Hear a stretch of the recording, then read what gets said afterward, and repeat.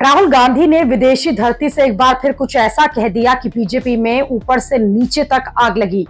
राहुल गांधी ने कोलंबिया में देश के लोकतंत्र को लेकर बयान दिया है। जब राहुल गांधी से यह पूछा गया कि भारत पर सबसे बड़ा खतरा क्या है, तो राहुल गांधी ने कह दिया कि सबसे बड़ा खतरा भारत में हो रहा है लोकतंत्र पर।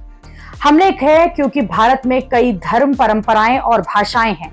भारत वास्तव में अपने सभी लोगों के बीच संवाद का एक केंद्र है और विभिन्न परंपराओं, धर्मों और विचारों को जगह की जरूरत होती है और इसके लिए लोकतंत्र सबसे अच्छी व्यवस्था है।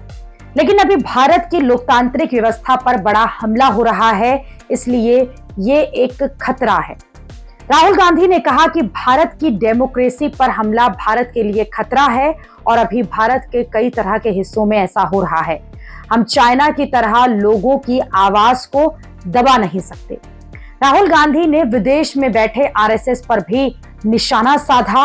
राहुल गांधी ने कहा कि अगर आप विदेश मंत्री के एक बयान पर गौर करें तो उन्होंने कहा था कि चीन हमसे कहीं ज्यादा शक्तिशाली है, हम उससे कैसे लड़ सकते हैं। इस विचारधारा के मूल में कायरता है। वो कमजोर लोगों को मारते हैं और ताकतवर लोगों से दूर भागते हैं। यही बीजेपी आरएसएस का स्वभाव है। लोकतंत्र के अलावा बेरोजगारी, टैरिफ और चीन के मुद्दे पर भी राहुल गांधी ने मोदी सरकार को घेरा। राहुल गांधी ने चीन की तारीफ करते हुए कहा कि भारत को चाइना से सीखना होगा कि प्रोडक्शन को कैसे बढ़ाना है, लेकिन लोकतांत्रिक तरीके से। भारत को कई रिस्क भी सामना करना होगा। पहले अमेरिका सबसे बड़ा प्रोड्यूसर हुआ करता था, लेकिन अब नहीं है। इस वक्त जिसके पास सबसे बड़ी मैन्युफैक्चरिंग यूनिट है वो लीडर है। 21वीं सदी इस केवल फैक्ट्रियों पर ही निर्भर नहीं रह सकती। अर्थव्यवस्था को लेकर भी राहुल गांधी ने मोदी सरकार की क्लास लगा दी। राहुल गांधी ने कहा कि नोटबंदी और जीएसटी ने भारत की अर्थव्यवस्था को बर्बाद कर दिया और वर्तमान सरकार सोचती है कि कुछ लोगों के हाथों में ही पूरी इकोनॉमी जो है वो सौंप दी जानी चाहिए। साथ ही पूरे देश में सेंट्रलाइज्ड करप्शन है। विदेश में जो कुछ राहुल गांधी ने कहा उस पर देश के अंदर सियासी संग्राम छिड़ गया। बीजेपी पूरी तरह से राहुल गांधी पर फायर हो गई।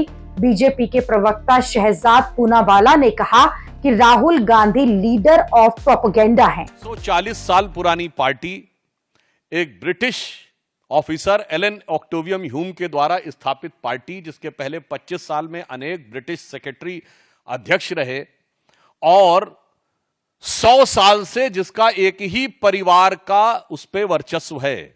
आप सब लोगों को यदि ना ध्यान हो तो मोतीलाल नेहरू 1919 में कांग्रेस के अध्यक्ष बने थे और 1928 के बाद 29 में उन्होंने अध्यक्षी सीधे मोतीलाल नेहरू ने जवाहरलाल नेहरू को ट्रांसफर की थी। यानी 100 साल से एक ही परिवार के आधिपत्य के बाद भी उस संगठन के पतन और सत्ता छूटने की बदहवासी में उनके खानदान के बरखुरदार के द्वारा, जो कि आज भारत विरोधी शक्तियों के फर्माबरदार बनते हुए प्रतीत हो रहे हैं, अपनी उसी आदत के अनुरूप विदेश की धरती से एक और ऐसा बयान दिया है जिसमें कुछ भी आश्चर्यजनक नहीं है। अगर आपको ध्यान हो तो मात्र कुछ दिन पहले मैंने ही आपको एक बाइट देते समय एक आवश्यक सूचना दी थी कि राहुल गांधी जी पुनः विदेश जा चुके हैं और फिर आप तैयार रहिएगा, कोई ना कोई भारत विरोधी बयान अवश्य आपको सुनने को मिलेगा।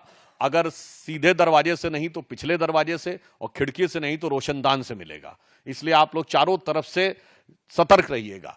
और आज उसी की एक बानगी दिखाई पड़ी है।